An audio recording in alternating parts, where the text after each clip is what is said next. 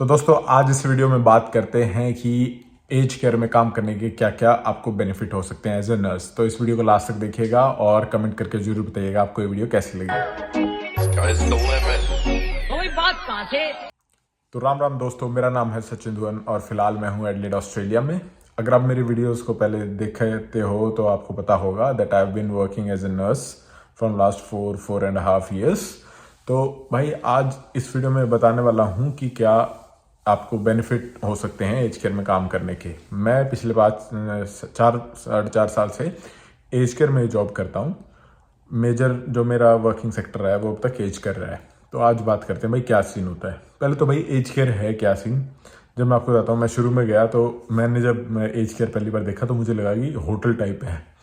Hotel type भी कैसे भाई, हर एक बंदे का एक ओल्ड एज होते हैं वहाँ पे, लाइक अबव 80 होते हैं मोस्टली, या 75 अराउंड वो एज होती है। हर ओल्ड एज पर्सन का एक एक रूम होगा, उसके अंदर आपको अटैच बाथरूम मिलेगा, अटैच वॉशरूम कह लो जिसे। उसमें ही आपके पास टीवी होता है, फ्रिज होता है, रूम में एक अच्छा सा काउच होता है, रिक्लाइनर, आराम से आप उसमें अपना रहते हैं वो लोग वहाँ पे। तो जब मैं गया तो भाई मुझे लगा यार ये तो बढ़िया सिस्टम है इनका। फिर मैं जब काम करने लगा तो और बातें पता चली कि क्या कैसे क्या काम होता है, सारा प्रोसेस पता चला। तो बताता हूँ भाई बेनिफिट मुझे क्या लगा ओवरऑल, और आपको करना चाहिए ना करना चाहिए वो देखो आपके ऊपर है।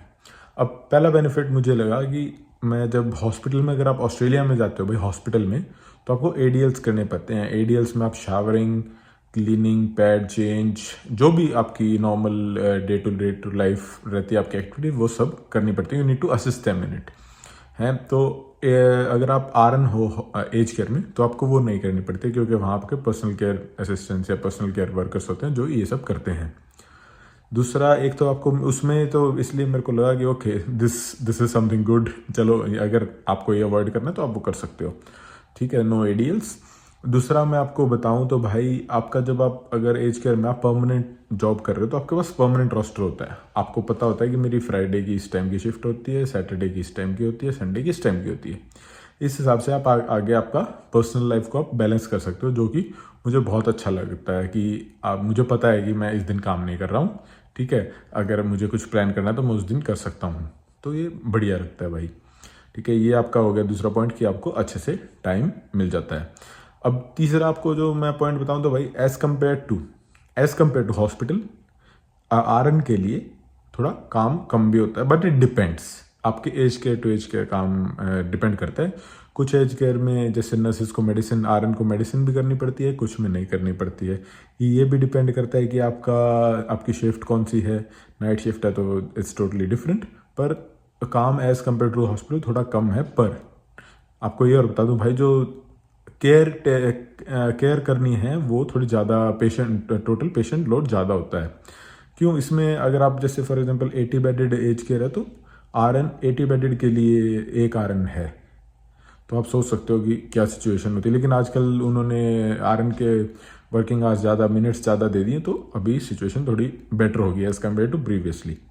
और एज केयर का ये है कि ये आपको मैं बेनिफिट बता रहा हूँ कि आप बेसिकली आपको इतना ज़्यादा स्ट्रेस वाला काम नहीं है, ज़्यादा क्लिनिकल वाला काम नहीं है। अगर आपको लगता है कि you don't want to go much into clinical things तो वो आप कर सकते हो एज केयर में। अब एक आखिरी में जो मेरे को सबसे बढ़िया लगता है भाई, इनका होता है भाई जो पे है इसका। इनकी भाई यार आजकल क्या है कि ऑस्ट्रेलिया में एज केयर की थोड़े थोड़े दिनों में पता चलता रहता है कि ये पे इंक्रीज कर रहे हैं, पे इंक्रीज कर रहे हैं, पे इंक्रीज कर रहे हैं। मैं वाह भाई वाह, होती रहती हैं थोड़ी थोड़ी करके। और एक और अच्छी बात ये है कि अगर आप हॉस्पिटल में नॉर्मल आपके वर्किंग आवर्स है, नॉर्मल आपकी वेजेस हैं, अगर आप एज केयर में इंचार्ज कर रहे हो और आपका अगर एज केयर आपको इंचार्ज रेट देता है तो भाई काफ़ी अच्छे पैसे बन जाते हैं एज़ कम्पेयर टू हॉस्पिटल। तो भाई ये कुछ पॉइंट्स होते हैं कि जो मुझे अच्छे लगे एज केयर में। और एज केयर में मैं कहूँगा कि अगर आपको ऑप्शन मिलता है तो you should go and try for sure. और एज केयर ये भी है कि एज केयर स्पॉन्सरशिप भी देता है। अगर आपके पास वर्क एक्सपीरियंस है और आफरा का रजिस्ट्रेशन है तो आपको इंडिया से डायरेक्टली स्पॉन्सरशिप भी मिल सकती है। और एज केयर की एक और अच्छी बात, अब अगली जो मुझे लगा कि टैक्स बेनिफिट भाई, अगर आप हॉस्पिटल में काम करते हो आपको सैलरी सेक्रीफाइस मिलता है। सैलरी सेक्रीफाइस मतलब कुछ एक पर्टिकुलर अमाउंट जिस पर आपका टैक्स नहीं लगता है आपकी सैलरी में।